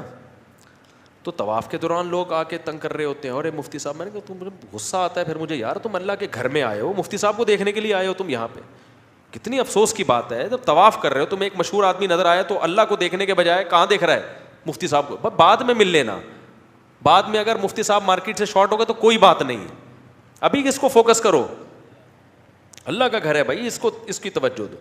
ہاں تھوڑا سلام کر لیا, ہیلو, بس اتنا کافی ہے. اس وقت سیلفیاں طواف کے دوران لینے کی کوشش, یہ بہت غلط حرکت ہے. صفا مروہ میں بھی, تو حج میں تو اور زیادہ ہے, حج میں رمی بھی ہے, رمی ایک الگ ہی عبادت ہے.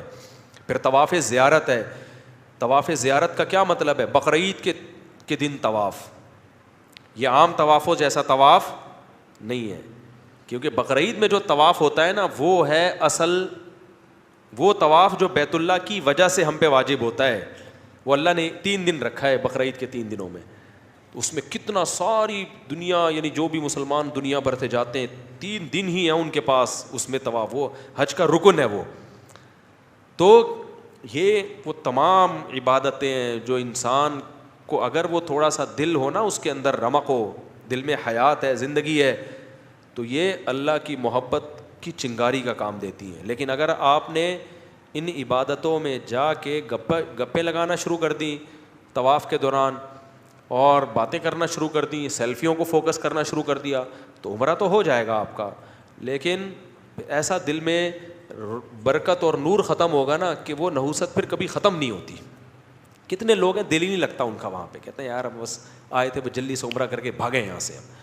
تو یہ اللہ تعالیٰ کی طرف سے پھر دل میں جو ہے نا وہ سیاہی پیدا ہو جاتی ہے. تو اللہ نے کیا فرمایا, ان اول بیت وضع للناس للذی ببکۃ. یہ مکہ میں جب پہلے لوگ جایا کرتے تھے نا, اب تو آسان ہو گیا نا, ہر غریب سے غریب بھی جا رہا ہے. پہلے زمانے میں جب حج عمرے کے لیے لوگ جاتے تھے, چیخیں نکل جاتی تھی لوگوں کی, بے ہوش ہو جاتے تھے, کئی مہینوں کا سمندری جہازوں کا, اونٹوں کا سفر کر کے پہنچتے تھے اللہ کے گھر کو دیکھنے کے لیے. جب نظر پڑتی بے ہوش ہو جاتے لوگ. اب تو ٹیلی ویژن میں بھی دیکھ رہے ہیں, موبائل میں بھی دیکھ رہے ہیں ہر وقت, اور پھر سیلفیاں بھی لے رہے ہیں. تو وہ کیا ہو گیا, دل میں اس کی جو اہمیت تھی اور جو ایک جذبہ ہونا چاہیے تھا, وہ جذبہ ختم. تو اس میں ہمارا ہی نقصان ہے, اللہ میاں کا کوئی نقصان نہیں ہے. یہ کافی وقت ہو گیا, وقت بھی ہمارا مکمل ہو گیا. ایک آیت بس میں پڑھ کے بیان کو ختم کرتا ہوں. اس میں اصل میں سورہ آل عمران میں نا غزوہ احد کو بہت تفصیل سے بیان کیا. آج میرا ارادہ تھا غزوہ احد کو میں بیان کروں گا, لیکن دوسرے موضوعات پر وقت ہو گیا. یہی ہوتا ہے ہمارے ساتھ, یہ بچپن سے ہوتا آ رہا ہے, کیا کریں ہم. لوگ کہتے ہیں ٹاپک جو ہوتا ہے وہ تو ہوتا نہیں, تو کیا کرنا ہے آپ نے, کوئی ایم اے اسلامیات کی تیاری تو کرنی نہیں ہے. کیا خیال ہے, جو نصیحت کی بات اللہ نے زبان سے کہلوا دی سن لیا کریں.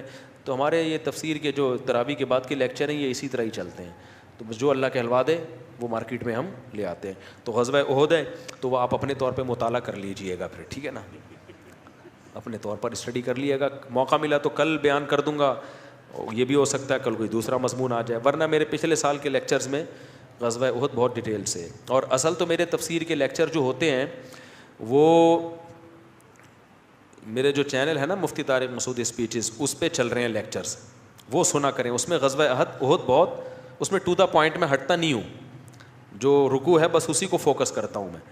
تو وہ میرا خیال ہے 450 لیکچر ہو چکے ہیں, تو وہ آپ لوگ سننا شروع کریں لیکچر نمبر 1 سے. 8 لیکچرز میں صرف عربی گرامر سکھائی ہے اس میں, اور 8 لیکچرز کے بعد پھر 30واں پارہ, پھر پہلے پارے سے لے کے تفسیر. تو وہ سنیں, انشاءاللہ اس سے بہت فائدہ ہوگا.